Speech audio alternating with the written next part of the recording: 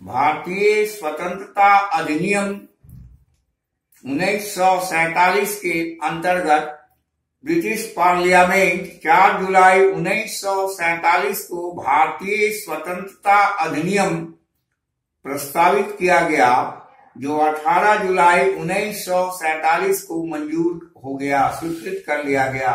उस समय के समकालीन इतिहासकार प्रोफेसर नॉर्मन पमार लिखते हैं कि ब्रिटिश पार्लियामेंट के इतिहास में शायद कोई इतना महत्वपूर्ण विधेयक इतने कम समय में वाद विवाद के बाद पास हुआ हो।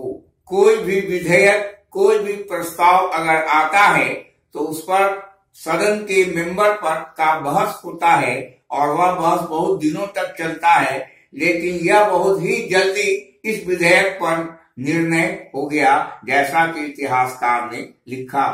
भारत मंत्री अधिनियम के महत्व पर प्रकाश डालते हुए हमारे संविधान निर्माता जो नियमों को निर्माण करते, यह अद्वितीय है और इसकी जनसंख्या इतने बड़े भूभाग पर केवल एक विधान का पूर्ण स्वायत्तता प्राप्त नहीं की। संविधान निर्माण का अधिकार जब भारतीयों को दिया जाने लगा और इसके बाद नंबर 1, 2 अधिराज्यों की स्थापना।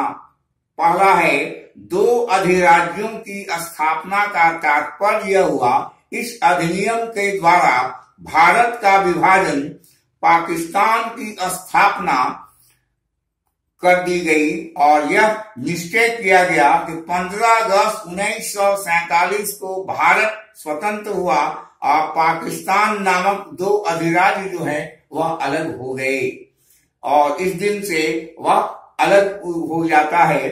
और दूसरा पॉइंट है संविधान सभाओं को सौंपना, संविधान सभाओं को सत्ता सौंपना। जो ड्राफ्टिंग कमेटी भारतीयों की थी उसको ब्रिटिश पार्लियामेंट का जो संविधान था वह संविधान को उसको भारतीयों के हाथ में सौंप देना, यह व्यवस्था की गई। ब्रिटिश सरकार ने दोनों अधिराज्यों की संविधान सभाओं को सत्ता का उत्तरदायित्व दे दिया। पाकिस्तान और हिंदुस्तान का अपना अलग साम्राज्य होगा और दोनों का अपना अलग अलग संविधान होगा और उसके निर्माण की स्वतंत्रता दोनों देश को अलग होगी और संविधान सभा का संपूर्ण प्रभुत्व संपन्न हो गए और इस तरह से संविधान सभा का निर्माण किया गया। नंबर 3 के अंतर्गत हम चर्चा करेंगे कि दोनों के लिए अलग अलग गवर्नर जनरल थे। यह क्वाइट नेचुरल है, जब 2 देश है तो 2 देश में अलग वायसराय का होना असंभावित था। भारत का गवर्नर जनरल अलग होगा और पाकिस्तान का अलग हुआ। ठीक उसी प्रकार दोनों अधिराज्यों के गवर्नर जनरल की नियुक्ति की गई, जो अपने अपने देशों में नियमानुसार शासन के बागडोर बनाने में सहयोग करेंगे और यह एक वैधानिक पद था दोनों देशों का। नंबर 4, तीसरा पॉइंट के बाद हम चौथे पॉइंट पर आते हैं, संविधान तथा विधान मंडल के रूप में कार्य करना। संविधान और विधान मंडल, विधानसभा और विधान परिषद के अलावा विधान मंडल का कार्य करना। इस समय संविधान सभा का निर्माण कर लेती तो उस समय तक विधान मंडल के रूप में गवर्नर काम करते। जब तक भारतीय या पाकिस्तान देश का अपना संविधान नहीं बनता तब तक ब्रिटिश संविधान के अंतर्गत जो नियमावली थे उस नियम के तहत दोनों देश अपने विधान मंडल द्वारा नियमावली के अनुसार अपने देशों में शासन प्रणाली को कर सकते थे। 15 अगस्त 1947 के उपरांत भारत ब्रिटिश संसद द्वारा पारित अधिनियम अधिराज्यों में विधान मंडलों को स्वीकृति के बिना लागू नहीं होता। विधान मंडलों के स्वीकृति के बिना लागू नहीं होता।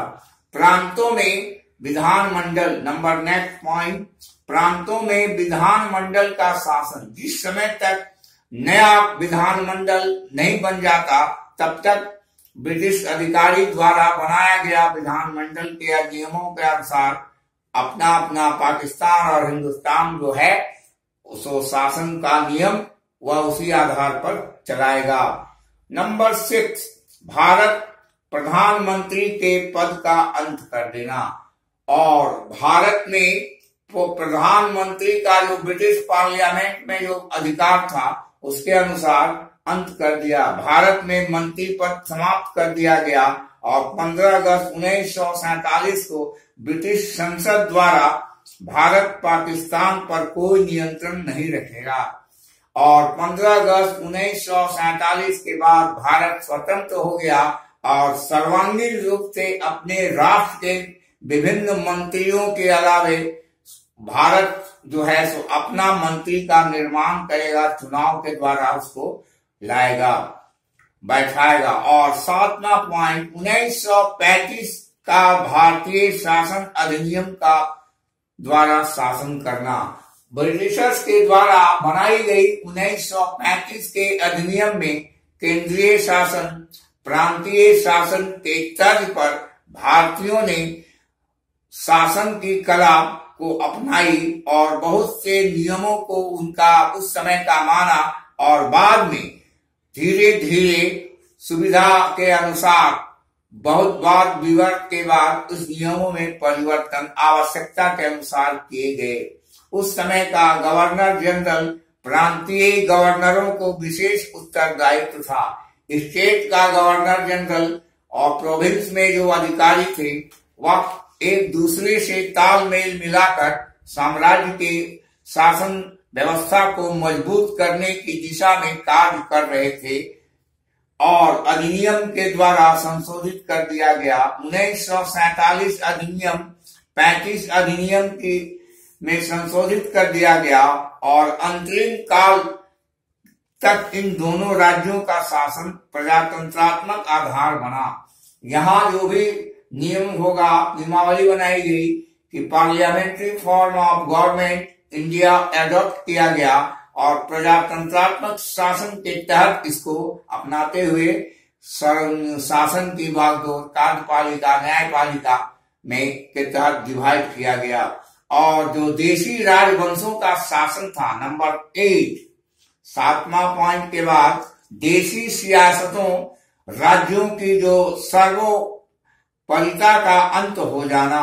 जो देशी राजवंशों में जो राजतंत्रात्मक शासन व्यवस्था समाप्त कर दी गई और वहां पर प्रजातांत्रिक फॉर्म में उसको अपनाने की अपील भारतीय लोग करने लगे और ब्रिटेन सर्वोपरिता का अंत हो गया और 1947 के अधिनियम भारतीय स्वतंत्रता अधिनियम का वास्तव में अंग्रेजों को एक भव्य और गौरवपूर्ण विदाई दी।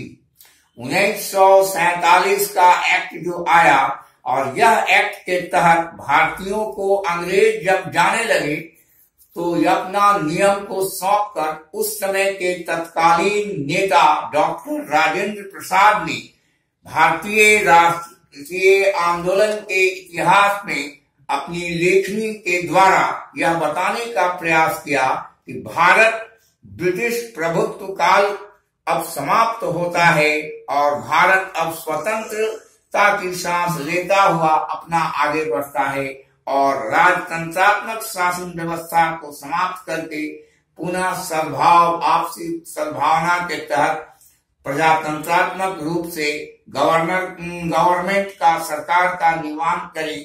और इस अधिनियम के तहत 15 अगस्त 1947 को के अनुसार महाद्वीपीय का अंत होता है और पाकिस्तान और हिंदुस्तान दो अलग अलग देश में विभाजित हो गए और दोनों का अपना कस्टम ट्रेडिशन को अपनाया गया। उस समय द डोन अधिनियम और द हिंदुस्तान टाइम्स जो उस समय के पत्रिका थे, मैगजीन थे, अखबार थे, उसमें इन सब सिद्धांत को लिखा गया और अंग्रेज अंत में इन सब को बातों को सुनते हुए वह वापस जाने का निर्णय लिया। इस प्रकार 300 वर्षों का भारतीय संग्राम का इतिहास को आज 1947 का जो एक्ट जो बना, और इस एक्ट के द्वारा अंग्रेज पूर्ण रूप से भारतीयों को स्वामित्व देकर वह अपने वतन को आप वापस हुए। तो इसमें मुख्यतः 2-3 तरह के प्रश्न आते हैं। पहला लॉन्ग टाइप आंसर, दूसरा शॉर्ट टाइप, तीसरा ऑब्जेक्टिव। तो इस तरह के एक्ट में लॉन्ग टाइप का आंसर और शॉर्ट टाइप आंसर में प्रश्न पूछा जा सकता है। तो सेमेस्टर 6 का आज यह चैप्टर कंप्लीट हुआ। 1947 act second part is complete now. Thank you.